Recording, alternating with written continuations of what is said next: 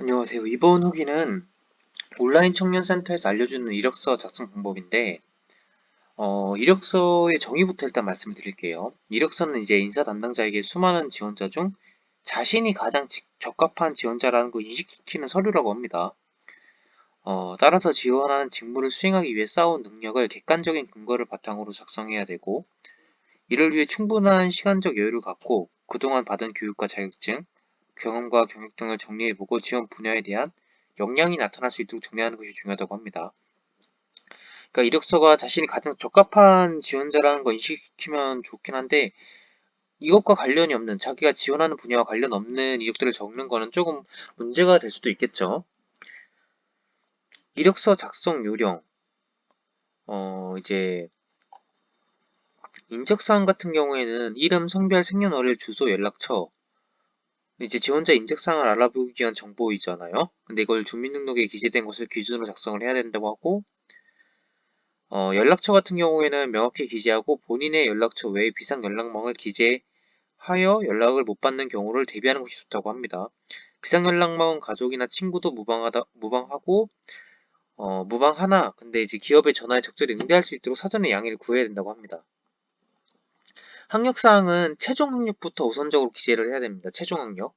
그러니까 내가 만약에 박사 학위까지 취득을 했으면 박사 학위, 그 다음에 석사 학위, 그 다음에 뭐 고등학교 졸업 이런 순서대로 적는 게 좋겠죠. 그 다음에 경력사항. 경력사항은 학력사항과 마찬가지로 최근의 경력부터 기술을 하는 게 좋습니다. 예를 들어서 지금 2022년 6월 1일이니까 내가 2022년 뭐 1월 달부터 5월 달까지 근무한 내용을 뭐 근무한 이력이 있으면 그것부터 최근 순서대로 적는 게 좋겠죠. 이제 신입의 경우 경력이 없으니까 사회활동 경험을 기술하되 활동 기간, 활동처, 활동 내용, 그리고 담당 업무와 이를 통해 만들어낸 구체적인 성과를 기술하는 게 좋습니다. 근데 이 부분은 경력자가 지원을 해도 어떤 식으로 정량적으로 성과 평가가 있었는지 그것들을 잘 기술하는 게 좋습니다. 네. 이제 경력자의 경우에도 자신이 직무와 관련된 주요 업무와 자신이 만들어낸 성과를 수치화하는 게 중요합니다. 그러니까 저희가 뭔가 목표를 설정하라고 목표를 이제 계량하고 그것들에 대해서 어떻게 결과가 성과가 발표가 됐는지를 설정을 하잖아요. 이제 파악을 하는데 만약에 내가 그냥 올해 이제 뭐 겨울방학이나 여름방학의 목표가 뭐 단어 많이 외우기 뭐 아니면은 어 TV 시청하지 않기 뭐 이것보다는 단어를 하루에 뭐 20단어 이렇게 외우기 아니면은 TV 시청을 1시간에서 2시간 잡기 이렇게 수치화를 하는 것이 조금 더 목표 설정을 이루는 어, 좀 더 구체적인 방안이 되고 좀 더 실천 가능성이 높아지는 방안이 되겠죠. 그래서 정확히 또 한 번 말씀을 드리면은 뜬구름 잡는 정성적인 단어가 들어간 것이 아니라 이제 정량적으로 측정이 가능한 내용들이 이력서에 담겨져 있어야 됩니다. 뭐 성과를 냈음, 기여하였음 말고 5% 성과를 내는데 기여하고 우수사원으로 5월달에 선정이 되었다. 뭐 이런 식으로 정리하는 게 좋겠죠. 그 다음에 요즘에는 NCS 직무 관련 항목으로 채택하는 기업이 늘어난 추세라고 해서 이제 경력과 경험의 차이가 좀 애매할 수도 있거든요. 여기서 좀 집중을 하시면 좋을 것 같긴 한데 저도 좀 헷갈렸거든요. 경력과 경험? 이게 무슨 차이일까 생각을 해봤는데 이 온라인 청년센터에서 제가 지금 파악을 하면서 정리한 내용으로는 경력이라고 하는 거는 금전적 보수를 제공을 받았다고 하는 게 경력이라고 합니다. 경험은 금전적 보수를 받지 않고 한 활동이라고 합니다. 약간 여기서 좀 애매한 게 이걸 보고서 이제 어느 정도 경험이 어느 정도 명쾌하게 분류가 좀 되는 것 같은데 그러면은 대외 활동 같은 경우에도 활동비를 지급을 받거든요. 만약에 내가 온라인 마케팅 뭐 관련된 대외 활동 서포터즈를 했다. 그럼 이제 활동비를 지급을 받거든요. 금전적 보수를 제공을 받는데 이것도 경력으로 포함되는지 여부는 잘 모르겠습니다.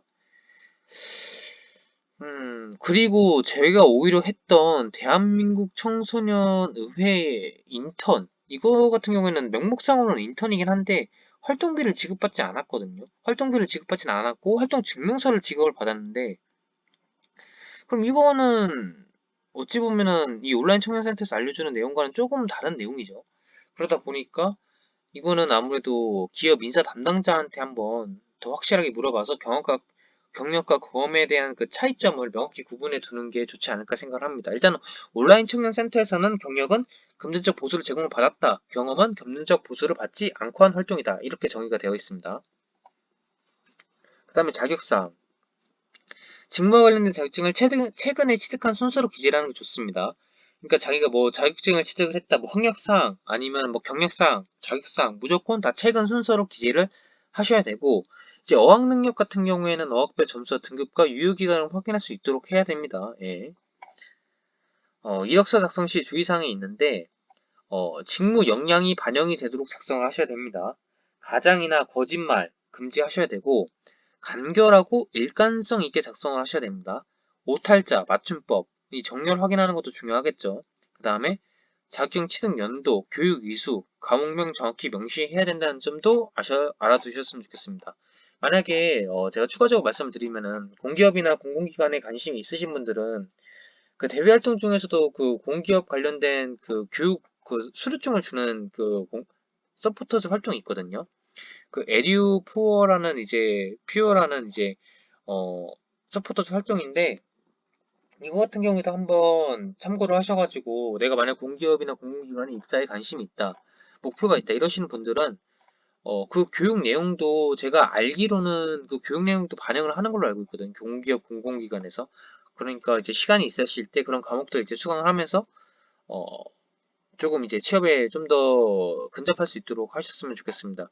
그것뿐만이 아니라도 이 에듀푸어라는 이제 사이트에서 이런 강의들을 무료로 제공을 해주고 수강하는 과정 속에서 자기 개발도 있고 이제 지적 성장도 이룰 수도 있거든요. 그러니까 한번 찾아보셨으면 좋겠습니다. 네, 감사합니다.